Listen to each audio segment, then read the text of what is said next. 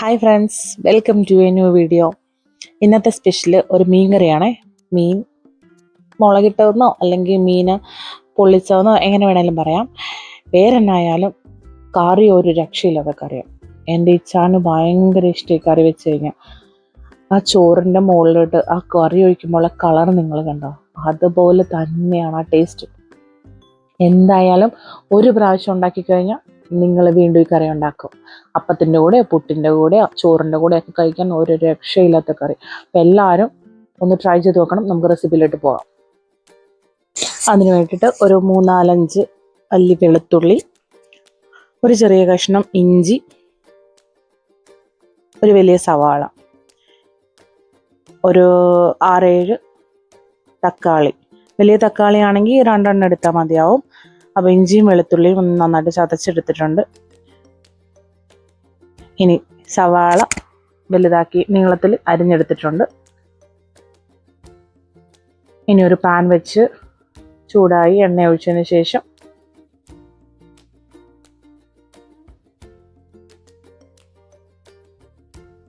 അതിലേക്ക് 1 ടീസ്പൂൺ കടുക്, ഒരൽപ്പം ഉലുവ,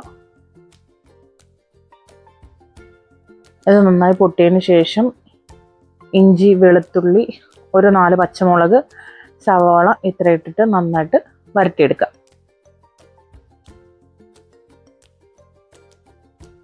സവാള ഒരുപാടങ്ങ് ഡ്രൈ ഫ്രൈ ആവേണ്ട കാര്യമില്ല, ചെറുതായിട്ടൊന്ന് വാടിയാൽ മതി.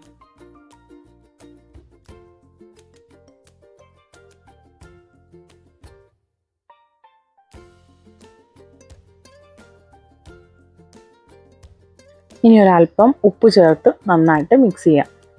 നിങ്ങൾ ഈ കറി ഒരു തവണയെങ്കിലും ഒന്ന് ഉണ്ടാക്കി നോക്കിയിട്ട് കമൻറ്റ് ചെയ്യണേ. ഈ കറിക്ക് നമ്മൾ പുളിയൊന്നും ചേർക്കുന്നില്ല, അതിന് പകരമാണ് തക്കാളി ചേർക്കുന്നത്. കൂടുതൽ തക്കാളി ചേർക്കുന്നതുകൊണ്ട് എന്തോ ഒരു പ്രത്യേക ടേസ്റ്റ്.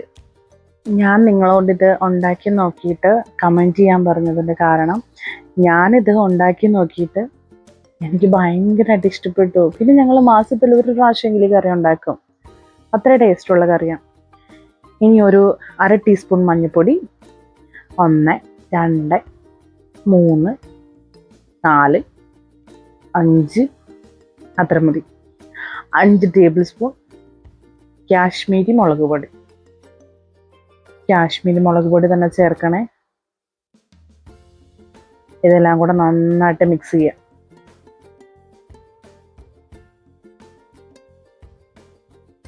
ഇനി നമ്മുടെ തക്കാളി ഒരുപാട് ചെറിയ കഷ്ണങ്ങളാക്കണ്ട.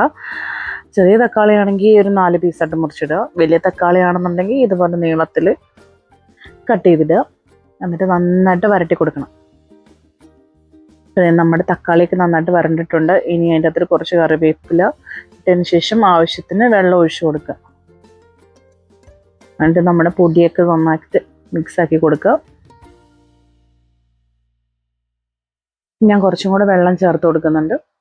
നമുക്ക് ആവശ്യത്തിനുള്ള വെള്ളം ചേർത്ത് കൊടുക്കുക. ആവശ്യത്തിനുള്ള ഉപ്പ് ഇട്ടിട്ട് ഇനി നമ്മുടെ മീൻ ഇതുപോലത്തെ പീസ് കരിമീൻ അല്ലെങ്കിൽ ഇതുപോലെ കഷ്ണങ്ങളായിട്ട് മുറിച്ചെടുക്കുന്ന നെയ്മീൻ ഒക്കെയാണ് ഇച്ചിരി കൂടെ ടേസ്റ്റ്. പിന്നെ നമുക്ക് അയില അങ്ങനെയുള്ള മീനുകൾ വേണമെങ്കിൽ ഉണ്ടാക്കാം. ഞാൻ മത്തി കൊണ്ട് വരെ ഇങ്ങനെ കറി ഉണ്ടാക്കിയിട്ടുണ്ട്.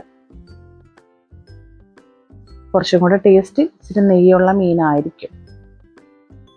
ഇനി നമ്മുടെ മീനെല്ലാം ഇങ്ങനെ ഇതുപോലെ നിരത്തി വെച്ച് കൊടുക്കുക.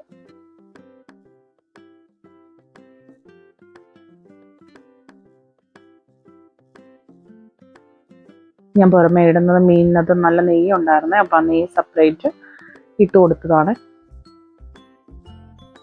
നമ്മുടെ കറിയൊക്കെ നന്നായിട്ട് തിളച്ചിട്ടുണ്ട്. ഒന്നും കൂടെ ഉപ്പൊക്കെ നമുക്ക് നോക്കാം. ആ കറിയുടെ ഒരു കളറ് കണ്ടോ? കാര്യം സത്യമാണ്, കാശ്മീരി മുളക് പൊടിയുടെ കളറാണ്. പക്ഷേ ഈ കറി കാണുമ്പോൾ ഒരു രസം, അത് കഴിക്കുമ്പോഴും ഉണ്ട്. അത് കഴിച്ചു നോക്കിയാലേ അറിയാൻ പറ്റത്തുള്ളൂ. കണ്ടോ എന്ത് ഭംഗിയാണ് നോക്കിയ കറി കാണാനായിട്ട്. ഇനി പുറമെ നല്ല കറിവേപ്പില ഇട്ട് കൊടുക്കാം. ഇത് കണ്ടോ, നിങ്ങൾക്കിത് കണ്ടിട്ട് കഴിക്കാൻ തോന്നുന്നില്ലേ? അത്ര ടേസ്റ്റുള്ളൊരു കറി. എല്ലാവരും ട്രൈ ചെയ്ത് നോക്കുക. ഒരു പ്രാവശ്യമെങ്കിലും ഇതുപോലെ ഒന്ന് ഫിഷ് കറി ഉണ്ടാക്കി നോക്കണം കേട്ടോ.